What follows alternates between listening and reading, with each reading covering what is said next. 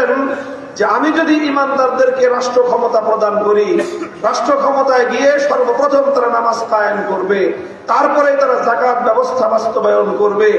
3 নম্বর আর 4 নম্বরটার আলোচনা পরেই করলাম।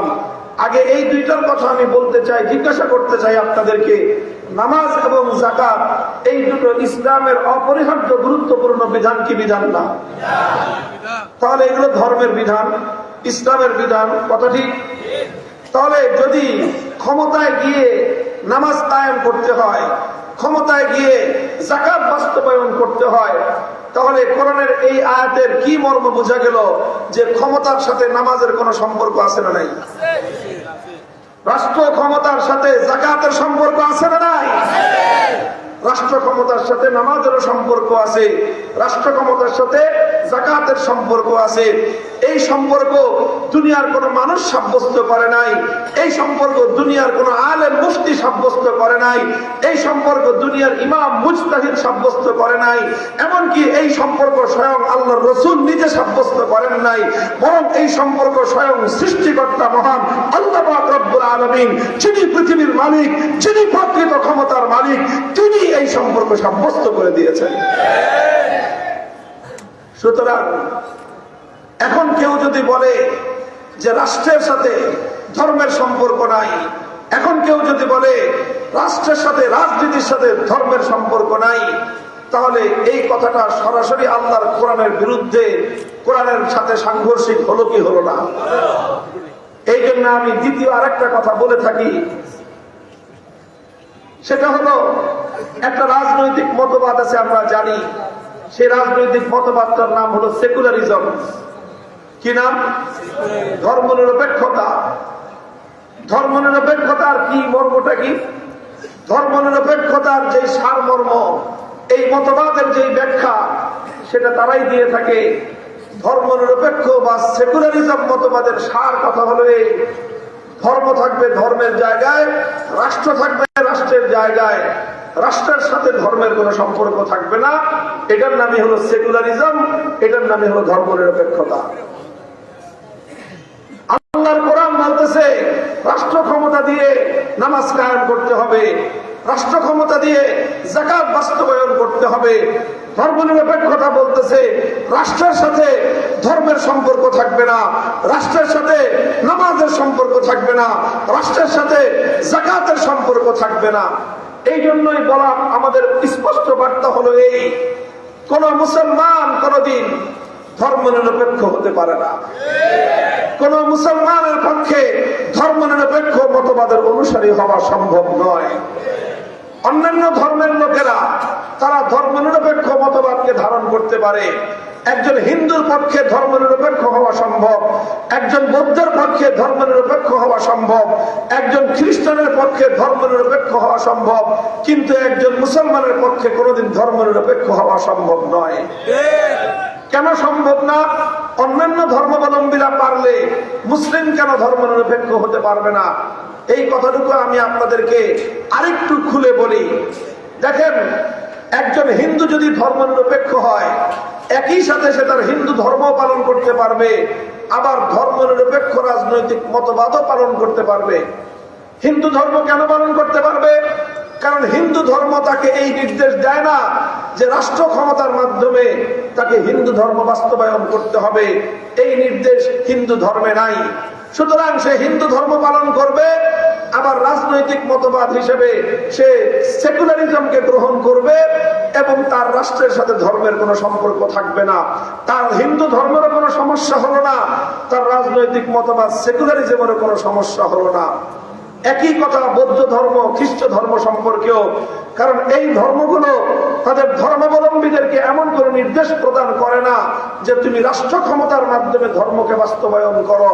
সুতরাং একই সাথে একজন মানুষ এই ধর্মকেও অনুসরণ করতে পারে, আবার রাজনৈতিক মতবাদ হিসেবে ধর্মনিরপেক্ষ মতবাদকেও সে গ্রহণ করতে পারে। এতে তার ধর্মেরও কিছু সমস্যা হয় না, তার রাজনৈতিক মতবাদেরও কোনো সমস্যা হয় না। কিন্তু একজন মুসলিম যদি ধর্মনিরপেক্ষ মতবাদের অনুসারী হতে চায়, তাহলে তাকে একসাথে দুই নৌকায় পা দেওয়া লাগবে। একসাথে দুই নৌকায় পা দেওয়া লাগবে। আর একসাথে যে ব্যক্তি দুই নৌকায় পা দেয়, তখন সে কোনোদিনও দুই নৌকায় পা দিয়ে সে চলতে পারে না, বরং তাকে সেখানে নদীর পানির মধ্যে ডুবে মরতে হয়। একজন মুসলিম একই সাথে ইসলাম এবং ধর্মনিরপেক্ষ মতবাদ অনুসরণ করতে পারে না। কারণ কি? খুলে বলি, দেখেন, যদি সে ধর্মনিরপেক্ষ মতবাদকে অনুসরণ করতে চায় তাহলে সেই মতবাদের কথা তাকে মানতে হবে, আর সেই মতবাদের কথা অনুযায়ী রাষ্ট্রকে ধর্ম থেকে আলাদা রাখতে হবে। ধর্মনিরপেক্ষ মতবাদের কথা মানতে গিয়ে রাষ্ট্রকে ধর্ম থেকে আলাদা রাখতে হবে। আবার সে যদি মুসলিম হয় তাহলে আল্লাহর কোরআনকে মানতে হবে কি হবে না? বলেন, কোরআন মানতে হবে কি হবে না? যে কোরআন মানে না সে মুসলিম থাকতে পারবে? যে কোরআন বিশ্বাস করে না সে ইমানদার থাকতে পারবে? তাহলে সুতরাং তাকে ইমানদার থাকতে হলে, মুসলিম থাকতে হলে কোরআনকে মানতে হবে। কোরআনকে মানতে গেলে তাকে আল্লাহর কোরআনের নির্দেশ অনুযায়ী রাষ্ট্র ক্ষমতার মাধ্যমে নামাজ কায়েম করতে হবে, রাষ্ট্র ক্ষমতার মাধ্যমে যাকাত বাস্তবায়ন করতে হবে। নামাজ এবং যাকাত যখন সে বাস্তবায়ন করবে, রাষ্ট্রকে দিয়ে সে ইসলামকে বাস্তবায়ন করলো। সুতরাং রাষ্ট্র থেকে ইসলামকে বিচ্ছিন্ন করবার কোন সুযোগ একজন মুসলমানের জন্য থাকতে পারে না। এখন যদি সে ধর্মনিরপেক্ষ হতে চায় তাহলে তার সামনে বিপরীতমুখী দুটো আদর্শ হয়ে গেল। ইসলাম বলবে রাষ্ট্রের সাথে ধর্মের সম্পর্ক থাকবে, আর ধর্মনিরপেক্ষ মতবাদ বলবে রাষ্ট্রের সাথে ধর্মের সম্পর্ক থাকবে না। এখন এই দুটো আদর্শ সে একসাথে কোনোদিন মান্য করতে পারবে না, তাকে যে কোনো একটা মানতে হবে। সে যদি ইসলামকে বাদ দিয়ে ধর্মনিরপেক্ষতাকে প্রেফার করে তাহলে তার মতবাদ হবে যে রাষ্ট্রের সাথে ধর্ম সম্পর্ক থাকবে না, সে ধর্মনিরপেক্ষ হলো, মুসলিম থাকতে পারবে না। আর যদি সে ইসলামকে প্রেফার করে, ইসলামকে প্রাধান্য দেয়, তাহলে তাকে আল্লাহর কোরআনের বিধান অনুযায়ী রাষ্ট্র ক্ষমতার মাধ্যমে নামাজ বাস্তবায়ন করতে হবে, যাকাত বাস্তবায়ন করতে হবে। সে যখনই রাষ্ট্র ক্ষমতার মাধ্যমে ধর্মের বিধান বাস্তবায়ন করতে যাবে, সে আর কিছু থাকতে পারলেও ধর্মনিরপেক্ষ থাকতে পারবে না। পরিষ্কার কথা এটা। এখন আপনারা অনেকে হয়তো বলবেন যে হুজুর আপনি বলেন পারবে না, বাংলাদেশে কত মানুষ পারলো? কত মানুষ পারছে না? বছরের পর বছর, যুগের পর যুগ তারা বড় বড় নিজেদেরকে মুসলমান বলছে, আবার তারা ধর্মনিরপেক্ষ মতবাদের অনুসরণ করছে। এই যে তারা পারলো, আপনি বলেন পারবে না? আমি বলি তারা পেরেছে। যারা এই কথা বলে যে একজন মুসলমান হয়েও মতবাদ হিসেবে সে সেকুলারিজমকে গ্রহণ করতে পারে, এই কথা যারা বলে তারা দুই অবস্থার যে কোনো এক অবস্থার মধ্যে পতিত। কয় অবস্থা? মনে করে বলেন, কয় অবস্থা? দুই অবস্থার যে কোনো অবস্থা, এক অবস্থার মধ্যে তারা পতিত। হয় তারা এটা বুঝে শুনে বলে, বুঝে শুনে করে, এটা তারা বুঝে শুনে করে, ধর্মনিরপেক্ষ মতবাদটাকে তারা জেনে বুঝে গ্রহণ করেছে, আর না হয় না জেনে না বুঝে ধর্মনিরপেক্ষ মতবাদ গ্রহণ করেছে। দুই অবস্থার যে কোনো এক অবস্থা হবে।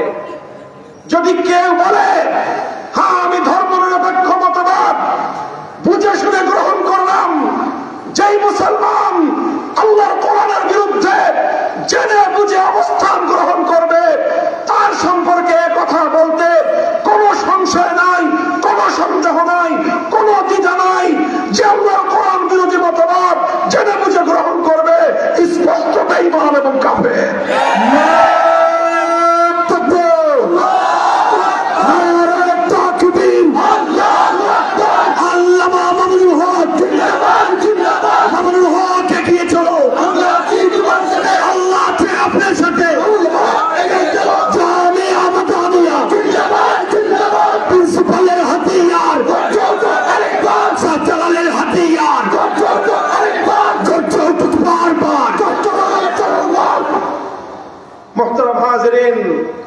যদি জেনে বুঝে কোন মুসলমান ধর্মনিরপেক্ষ মতবাদের বিশ্বাসকে গ্রহণ করে, সে আর কিছু হতে পারে, নামের সঙ্গে হাজি গাজী পাজির টাইটেল লাগাতে পারে, ইমানদার থাকতে পারে না।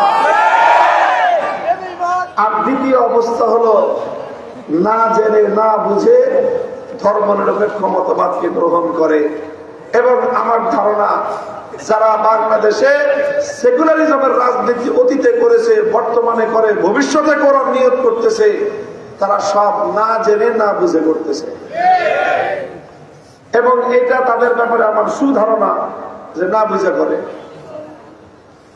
যারা না বুঝে না শুনে একটা মতবাদের অনুসরণ করে, আমি তাদের সম্পর্কে সবচেয়ে হালকা যেই শব্দটা পেয়েছি খুঁজে তাদের ক্ষেত্রে প্রয়োগ করার জন্য, সেটা হলো তারা সব গণ্ড মূর্খের দল। এর চেয়ে সহজ কোনো শব্দ আমার জানা নাই, আপনাদের জানা থাকলে আমাকে বলেন। যে বেটা একটা রাজনৈতিক মতবাদ তুমি গ্রহণ করলা না জেনে না বুঝে, না জেনে না বুঝে একটা মতবাদ গ্রহণ করলাম, সেই মতবাদের জন্য সংগ্রাম করলাম, সেই মতবাদের জন্য লড়াই করলাম, সেই মতবাদের জন্য জীবন বাজি লাগাইলাম, সেই মতবাদের জন্য জীবনের সম্পদ খরচ করলাম, সেই মতবাদের পিছনে জীবনের মূল্যবান সময় নষ্ট করলাম। তুমি এমন মতবাদ না জেনে না বুঝে জীবনটাকে যেই পথে বাজি লাগাইলাম, তোমাকে যদি গণ্ড মূর্খ না বলি, তোমাকে এর চেয়ে সহজ আর কোন শব্দ বলা ভাষা আমার জানা। মূর্খতার এই গালি থেকে বাঁচার জন্য যদি বলো যে না আমি জেনে বুঝেই আমি গ্রহণ করেছি, তাহলে তোমার জন্য আমার সবচেয়ে সহজ শব্দ হলো তুমি বেঈমান। যারা মুসলমান হওয়ার পরেও ধর্মনিরপেক্ষতার রাজনীতি করে, হয় জেনে বুঝে করলে বেঈমান, না জেনে না বুঝে করলে গণ্ড মূর্খের দল। আল্লাহ এই জাতিকে বেঈমানের হাত থেকেও রক্ষা করুন, মূর্খের দলের হাত থেকেও রক্ষা করুন। আমার এই সব আলোচনার সর্বশেষ পরিণাম হলো, হে মুসলমান, অনেক ধোঁকাবাজির রাজনীতির শিকার আমরা হয়েছি। ধর্মনিরপেক্ষতার নামে আমাদের ইসলামকে দবায় রাখবার জন্য 55 বছর ধরে ষড়যন্ত্র হয়েছে, অনেক চক্রান্তের জাল বিস্তার করা হয়েছে। 24 বিপ্লবের মাধ্যমে ষড়যন্ত্রের জালগুলো দুর্বল হয়েছে, তবে এখনো ছিন্ন ভিন্ন হয় নাই। 24 বিপ্লব হয়েছে, সেই বিপ্লবের ফসল এখন আমরা ঘরে তুলতে পারি নাই। বিপ্লবের ফসল যদি ঘরে তুলতে চাও, হে বাংলার আমার সন্তানেরা, স্কুল কলেজ ইউনিভার্সিটির আমার ছাত্র বন্ধুগণ, আমার কৃষক শ্রমিক মজদুর, গার্মেন্টস এর শ্রমিক, মিল কলকারখানা, রিক্সাওয়ালা শ্রমিকেরা, আমার মেহনতি মানুষ, ঠেলা গাড়ি চালক, ভ্যান গাড়িওয়ালা, নৌকার মাঝি, কুলি, মোটে মজুর, আসব, হাতে হাত রাখো, সব বাংলাদেশ দেখা শেষ। এবার আমরা দেখতে চাই ইসলামের বাংলাদেশ, আল কোরআনের বাংলাদেশ।